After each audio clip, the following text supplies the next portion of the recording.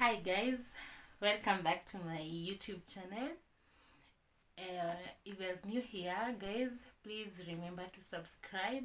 Welcome to this channel where we always talk about topics that are to do with mental health, to do with life, to do with tips of business and tips that can help us live a better life, live a better social life, and improve our lives in our workplaces or even in our homes. Karibuni sana.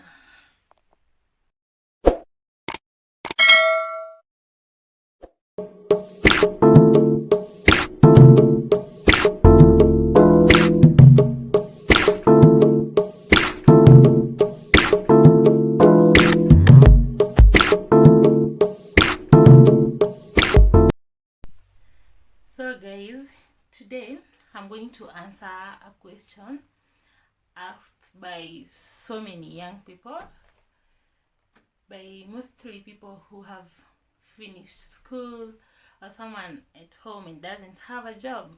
In this question, people get to ask me so many times, and it is tips for starting a small business, however small it is. As in, what do people ask, what are the tips that I can use, or what can I do, or what do I require to start a small business? I have several tips and they really do amazing job. Number one tip: starting a small business. That means you're going to be self-employed, or you're going to provide goods and services in the area you are in, or in the area where you want to set up your business. Number one tip: it is always good to identify the market gap. And what do I mean when I say identifying the market gap? This means you identify what is it that I can provide for the market and it will do so well. Like, you can't, for example, you can't start a butchery in an area where the people who reside there are Hindu, because they don't take meat. So it is going to mean that your customers are going to be limited, because not everybody is going to purchase from you. Yeah. The other one, after identifying the market gap, you need to have capital. Capital means the money you're going to purchase your first stock. However small the business is, whether it's cooking chapati, selling smokies and eggs, you really need capital, however petty it is going to be. Because even if it is selling chapatis, you're going to need money to buy unga, charcoal, oil, yeah, however small it is. For other businesses, like the ones that you need space, you're going to require to have capital to really rent the space, to create maybe shelves. You have to have capital.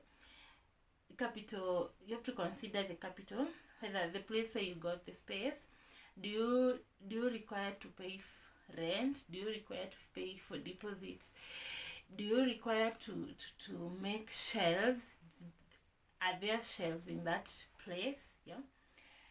After having capital, the other tip is have a vision and a mission. Yeah. Where do you see yourself? Because the business is yours, however small it is. It is obvious that you expect the business to grow. You don't start a business, however small, without the expectation that it is going to grow. So you have to have a vision in the next 6 months. If, for example, you start with 1 packet of unga, in the next 2 months You don't expect to be cooking to one packet. You will have improved, you will have identified what people want. Maybe they want these. You will, yeah, like, you need to have a vision of where you want to get yourself in the next few days. If you start with a kibanda, maybe next time you will have a shop, you will have a hotel. Have the vision in mind. You don't start with blinded. Yeah. The other one is branding. This really does amazing job, especially in the digital era, because with branding, this is where you give your business a name, a logo, maybe the color that are going to be identified with your business, maybe even the location. You have to, with branding, when you're branding and you want to put it outside your shop or in the digital platforms, you really need to incorporate even the contacts. When they find you closed, what number can they reach you through. On social media, if someone needs to order something online, where can they find you, your location, or even what contacts can they get you through. The other one is platforms. Especially, I'll talk about the digital era. You need to identify the platforms that are going to work for you. Don't overdo, like, don't say you're going to be the sole proprietor and you're going to be posting on Facebook, on Instagram, on Twitter, on WhatsApp. You'll find that you're going to strain, in that you will not be able to deliver at some point. You will not be able to update stock at some point. So you need to identify the platforms that you know you're going to be okay with. You aren't going to strain unless you're in a position to hire someone whose sole job is to manage the social media platforms, of which it is quite hard to hire someone by the time you're starting a small business. The other tip is availability. I would advise you, when you start a business, especially a small one, it is good for you to be there for it, so that you learn the market dynamics, you learn what people really want, you learn how does your business want. Does it want to go this way, or does it want to go this other way? So you really need to incorporate yourself into it. Be there in terms of time, in terms of everything, because it is all you have. Be there. Availability, you have to be there for it to work in the first days before even considering employing someone. The other one is taking photos. I'll talk about again in the digital era. Okay, this time no one wants a blurred photo, no one wants a dark photo, no one wants a photo that is not well lighted. Okay, taking a good photo doesn't mean that you need to own a camera. You can use your phone properly by taking photos of your products and posting them online in a well lighted place, so that they don't become a burden to people, in that they don't want to look at the photos because of how dark they are or how blurred they are. You need to be careful with how you take the photos. The other one is keep all your receipts.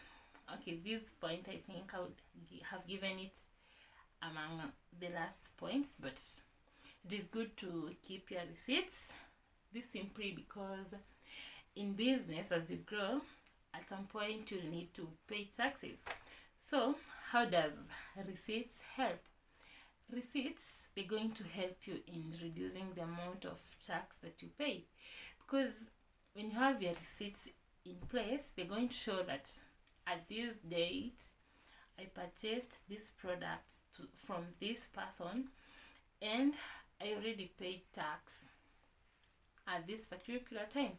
So during the calculation of the tax that you are supposed to pay, these taxes that you have already paid in your receipts, they're going to be deducted. That's how receipts help, especially for big businesses and big companies, or especially considering what small business you're starting. The other one is insurance. This point is also, I could have done this one among the last ones, but it is also very important. With insurance, how it helps is you're able to be covered, especially in cases where you have had accidents in the workplaces. Maybe there was fire, maybe there was calamities, the natural calamities, and if you've insured your business, if you're in a position to, especially when you're starting, you can be covered really well. You wouldn't go for losses compared to when you have not insured your business. The other one is requirements, the legal requirements. Guys, when you're starting a business, especially in towns, you need to have a business license. If it is a business where you're playing music, you need to have a music copyright. Otherwise, you're going to be in conflict with the government because of license, because of copyright for music. So you need to pay those copyright guys, so that you're not at loggerheads with them.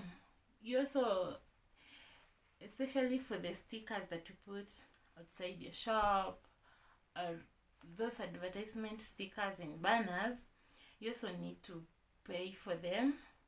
You don't just put them there. No, they are paid for. They're not for free. So you need to use the ones that are important, so that you don't find yourself paying too much money for them. It is just a small business. The other one is don't doubt yourself. Yes, are we together? When everybody else thinks otherwise, you should your number one cheerleader. In business, at times you're going to go open, make losses, and go back home. And tomorrow you still need to open. So you need to be your number one motivation. When everybody else thinks that you could have done something else, you need to believe in yourself in the first place. The other one is, it is important also to calculate your profits.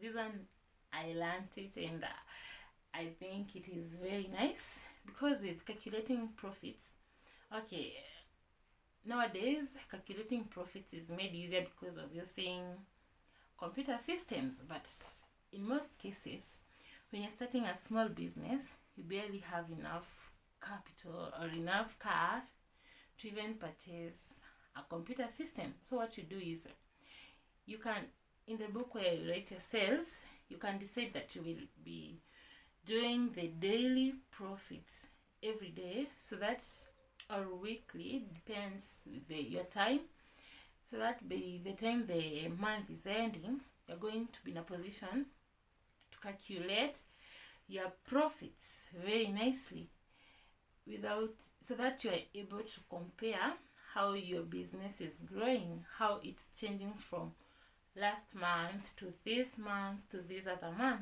Yeah, that's very important, because it helps you in knowing whether you're growing, whether you're operating at a loss or at a profit. After paying your bills and catering for your needs, are you remained with extra, like are you growing? That helps that way. The other one is be time specific. Yes, in business, if your customers know that you open at 8 a.m. and close at 8 a.m., let it be that way, so that someone doesn't pass by yesterday and find that you had opened by 8. Then they plan that tomorrow at 8 a.m. I'll purchase something at a certain place. Then they come, you haven't opened. Until that day you're coming at 10. That's going to inconvenience your customers, and they can even get bored, and they can say you are unpredictable. So be time specific. Be time specific. Be disciplined with time. You have to be there that time that you have set for yourself. Yeah. The other one is have a to-do list. Don't have so many, especially when you're starting or when you have a new business. It is good not to have so many miscellaneous, because they are going to inconvenience you.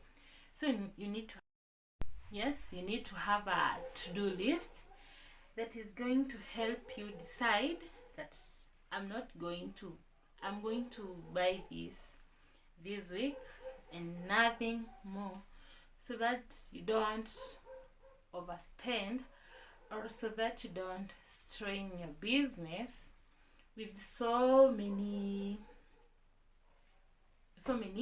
expenses. Make your expenses minimal.